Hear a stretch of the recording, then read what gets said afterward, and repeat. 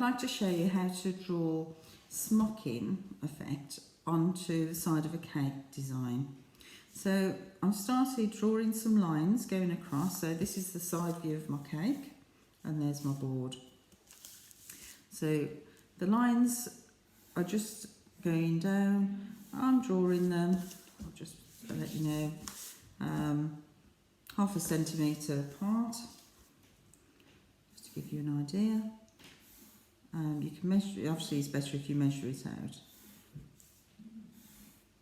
So, all the way across. So the lines represent the effect the rib rolling pin has, or if you're looking at the material, the gathering up of the material. So when you're doing this in sugar, you roll it out, roll the sugar paste out with a rolling pin, and then you go over finally with a ribbed rolling pin, and that will give you the lines. What I then need to draw on here is the pattern for the stitches. So the smocking stitches, I need to draw across. And then there's the stitches that if I was doing fabric I would sew, or if I was doing it in sugar craft I would pipe. So I would pipe those stitches going across, and usually you finish it off by two lines of eye-lacing. So I'm just piping or drawing those 2 lines going across. So in this pattern I've done 2 stitches, left a gap, 2 stitches, left a gap, and it all depends on this type of stitch you want to apply to your cake. Now if I was going to do a diamond stitch, I would go across like this, and then my next row down would be drawn in the gap. So you can see from here I've drawn 2 lines, left a gap, 2 lines, left a gap, and the row below is the stitches piped in the middle of the gap. So the first one is leaving a gap, then I'm drawing 2, leaving a gap, drawing, leaving a gap, drawing, all the way across.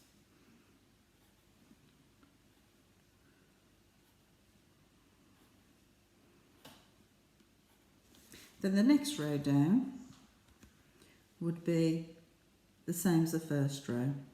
So drawing the lines across, and you can see here I'm following the pattern from the first row.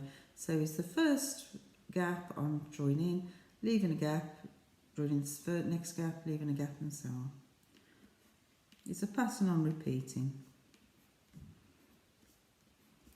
And I can carry on, and now I'm repeating my second row.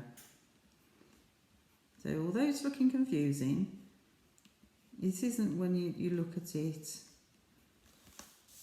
from a pattern view, because that's one pattern that's repeated on this row here, this row is repeated on that row, and it's an alternate.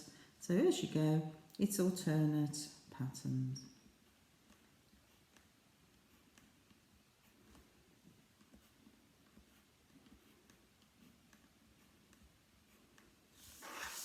And you carry on. What I would then draw is the piping work. So if it was in material, the stitching, but in cake decorating, the piping. So it would go from the middle of this one, going down, across, and into the next row. So again, it's going down, across, and down. And then starting here, come down, across, and down.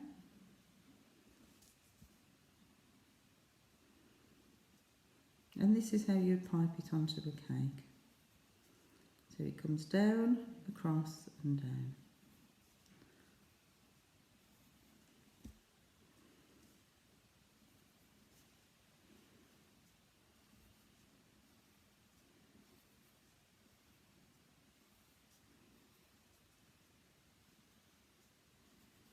And you can see the pattern of the diamond forming, so I've got a diamond shaped pattern forming.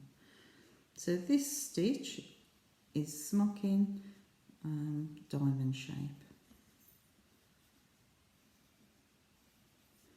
And on a cake design, I would label it so I would label it to say that it's smocking. I'd also label it to say that it's diamond stitch, what tube I'm using, and what colours I'm piping in.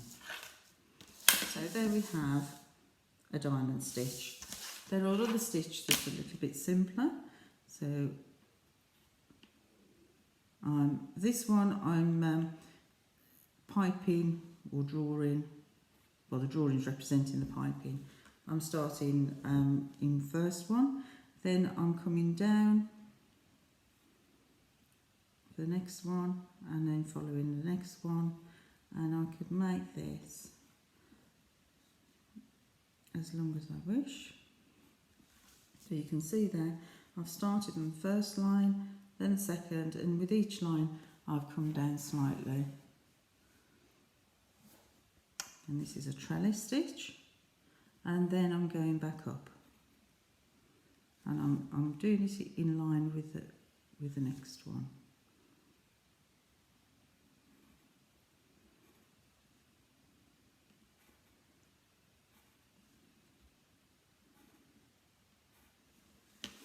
So I've got coming down and then back up again.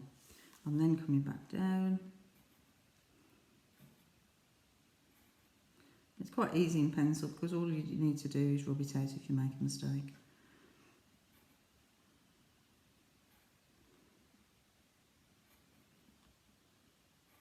And you can see how I'm coming down to the same distance.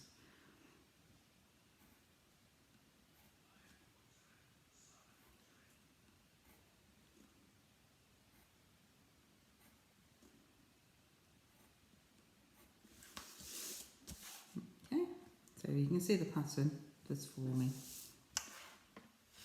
Or another stitch I could do is just pinching 2, leaving 2, pinch 2, leave 2, all the way across. Always leave those stitches, so draw 2 lines to represent the stitches, because you always finish it off with 2 pipe lines.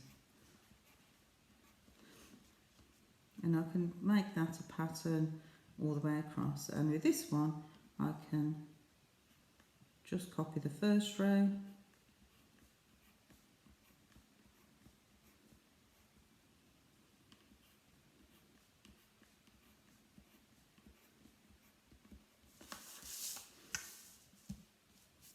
there we go. Okay, so I've got 3 patterns there, there's a few more, but you wouldn't, I've only shown you 3 different patterns on one side of the cake.